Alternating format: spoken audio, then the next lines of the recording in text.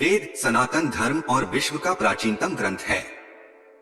वेद पूर्णतः ऋषियों द्वारा सुने गए ज्ञान पर आधारित है, इसीलिए इसे श्रुति कहा जाता है।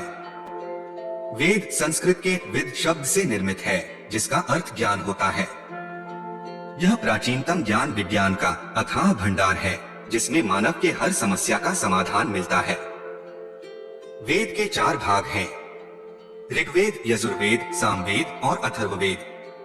आइए जानते हैं इन चारों वेदों को। ऋग्वेद। ऋग का अर्थ होता है स्थिति ज्ञान। ऋग्वेद प्रथम वेद है, जो कि पूर्णतः पद्यात्मक है। इसके 10 मंडल में 1028 सूक्त हैं, जिसमें लगभग 11,000 मंत्र हैं। ऋग्वेद की 5 शाखाएं हैं: शाकल्प, वास्कल, अश्वलायन, शांखायन और मंडूकायन। इनमें भौगोलिक स्थिति और देवताओं के आवाहन के मंत्र मिलते हैं। गायत्री मंत्र का उल्लेख भी इसी वेद में है। इसमें जल, वायु, सौर, मानस तथा हवन द्वारा चिकित्सा की भी जानकारी मिलती है। यजुर्वेद। यजुर्वेद 2 शब्दों से मिलकर बना है, यत और जु। यत का अर्थ होता है गतिशील तथा जु का अर्थ होता है आकाश या कर। इस वेद में गद्य और पद्य दोनों हैं। इस वेद में अधिकांशतः यज्ञ और हवनों के नियम मिलते हैं, अर्थात मनुष्य अपने प्राप्त ज्ञान को किस प्रकार मोक्ष पाने के लिए प्रयोग करे। यज्ञ के अलावा तत्व ज्ञान अर्थात रहस्यमय ज्ञान का भी वर्णन है। इस वेद की 2 शाखाएं हैं, शुक्ल और कृष्ण। वैशंपायन ऋषि का संबंध कृष्ण से है। कृष्ण की 4 शाखाएं हैं। याज्ञवल्क्य ऋषि का संबंध शुक्ल से है। शुक्ल की भी 2 शाखाएं हैं। सामवेद। साम का अर्थ रूपांतरण और गायन से है। इसमें ऋग्वेद की ऋचाओं का संगीतमय रूप है। इस वेद को संगीत शास्त्र का मूल माना जाता है। इस वेद में 1875 मंत्र हैं, जिनमें कुछ को छोड़कर शेष सभी मंत्र ऋग्वेद से लिए गए हैं।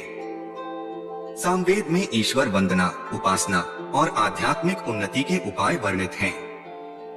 इसमें कई भक्तिमय व शांतिदायक प्रार्थनाएं हैं, जो मानसिक और आध्यात्मिक विकास में बड़ी सहायता प्रदान करते हैं। अथर्ववेद। अथर्व का अर्थ होता है अकंपन।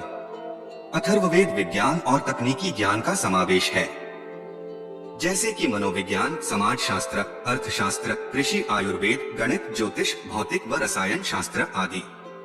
इस वेद की रचना सबसे बाद में हुई। इस वेद में कुल 5687 मंत्र हैं।